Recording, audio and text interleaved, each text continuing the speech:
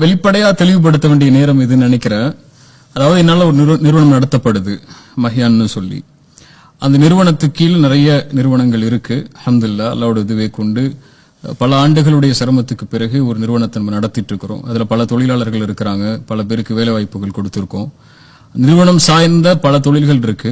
அதுல உணவகங்கள், ரெஸ்டாரண்ட் இருக்கு, கஃபே இருக்கு, அப்புறம் அல் இஹ்சான் டூர்ஸ் அண்ட் டிராவல்ஸ் இருக்கு. அது டூர்ஸ் அண்ட் டிராவல்ஸ்னா உம்ராவுக்காக அழைத்து செல்லக்கூடிய அந்த நிறுவனம் இருக்கு.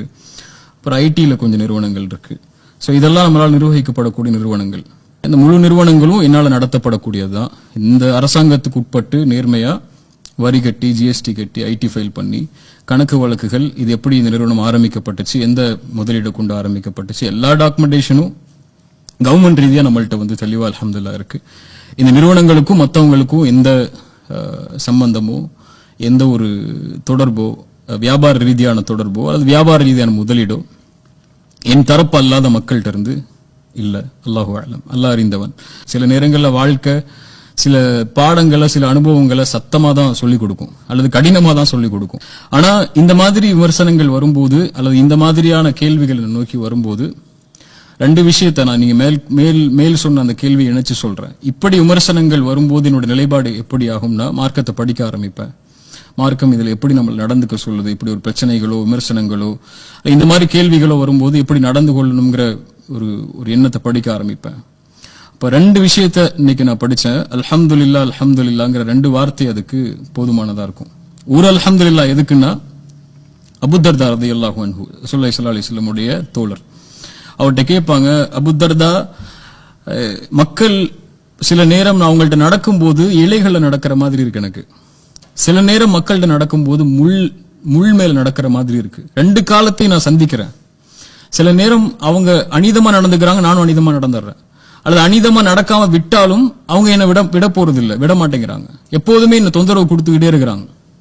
அல்லது என்னை பத்தி விமர்சனங்களோ, என்னை பத்தி சிந்தனைகளோ, என்னை பத்தி எதிர்ப்புகளோ வந்துகிட்டே இருக்கு மக்கள்கிட்ட இருந்து. நான் என்ன எப்படி எதிர்கொள்றதுன்னு அல்லது என்னுடைய மானத்தை பத்தி பேசுறாங்க, எனக்கு என் சம்பந்தம் இல்லாத விஷயங்கள் என் மேல திணிக்கிறாங்க, என் மேல அவதூறுகளை தூக்கி போடுறாங்க.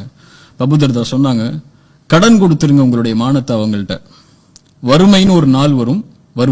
வறுமைன்னா தெரியுது இல்ல, பஞ்சம், பட்டினி, வறுமை, இப்படி ஒரு நாள் உனக்கு வரும்.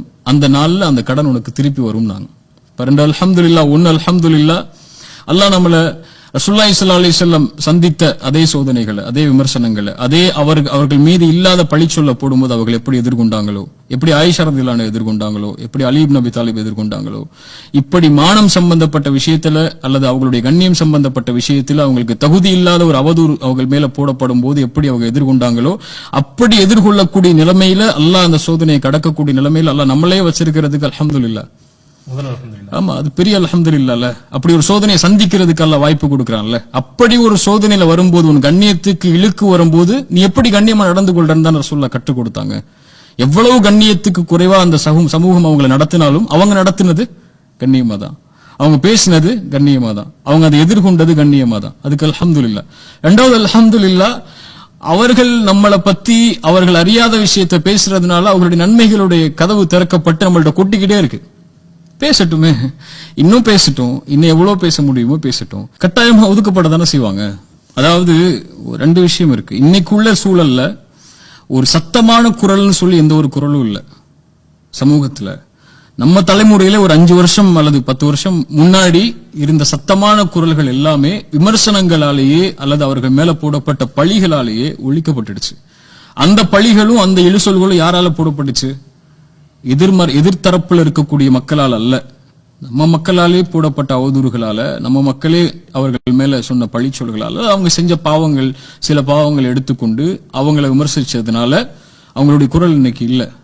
இப்ப சமூகத்துக்காக குரல் கொடுக்கக்கூடிய மனிதர்கள் அவங்க தவறு செய்வாங்க. யாருமே தவறு செய்யாதவங்க இல்ல. தவறு செய்தால் அவர்களை அழைத்து அந்த தவறுக்கு வழிகாட்ட வேண்டிய சமூகம் அவர்களை ஒதுக்கி வைக்கிறதுக்கும் விமர்சனம் செய்யறதுக்கு மட்டும்தான் முன்னாடி இருக்கு. இப்படிதானே? யாரும் வழிகாட்ட முன்னாடி இல்லையே. இப்போ நானே ஒரு தவறு செய்யறேன்னு வச்சுக்கோங்களேன், எனக்கு என்ன வயது இருக்கும், 30 இருக்குமா, 31 அந்த மாதிரி இருக்குமா, 30-31 வயதுல இருக்கக்கூடிய நானே ஒரு தவறு செய்யறேன்னா, அனுபவம் இல்லாத மார்க்கத்தை படித்து கொண்டு இருக்கக்கூடிய அல்லது சமூக மக்களோட அதிகமா பழகாத என் மாதிரி மக்கள் தவறுகள் செய்யப்படும் போது கூட அது விமர்சனமா தான் திரும்பி வருதே தவிர வழிகாட்டல எனக்கு திரும்பி வரல. அப்ப என்னுடைய பாதையில இன்னொருவர் நாளைக்கு ஒருவர் பயணித்தாலும் அல்லது என்னுடைய பாதையில யார் ஒருவர் சமூகத்துக்காக பயணித்தாலும் இப்படித்தான் சமூகம் விமர்சனங்களை கொண்டு மட்டுமே அவர் அழிக்கணும்னு நினைச்சதுன்னா அது எங்க கொண்டு போய் நிப்பாட்டும்? இப்ப யாரு வருவா இந்த சமூகத்துக்காக குரல் கொடுக்க? யார் வருவா இந்த சமூகத்துக்கு வழிகாட்ட? அவர்களுடைய தவறுகளை கண்ணியமான முறையில் திருத்த வேண்டியதான் நம்முடைய பொறுப்பை தவிர தவறுகளை கொண்டு ஒதுக்கி வைக்கிறது நம்மளுடைய கடமையும் இல்லை, வேலையும் இல்லை. இப்ப சமூகம் இதுல கொஞ்சம் மாறணும்னு நினைக்கிறேன். ஏன்னா ஒரு அழைத்தால் ஒரு பெரிய பலமிக்க ஒரு கூட்டம் கூடக்கூடிய நிலைமைக்கு இந்த சமூகம் இருந்துச்சு. ஆனா இன்னைக்கு யார் அழைத்தாலும் அப்படி ஒரு பலமிக்க ஒரு கூட்டம் கூட முடியாத அளவுக்கு தலைமைத்துவம் இல்லாத, சப்தம் இல்லாத ஒரு சமூகமா நம்ம இருக்கிறோம். அதை கவனத்தில் கொள்ளணும்.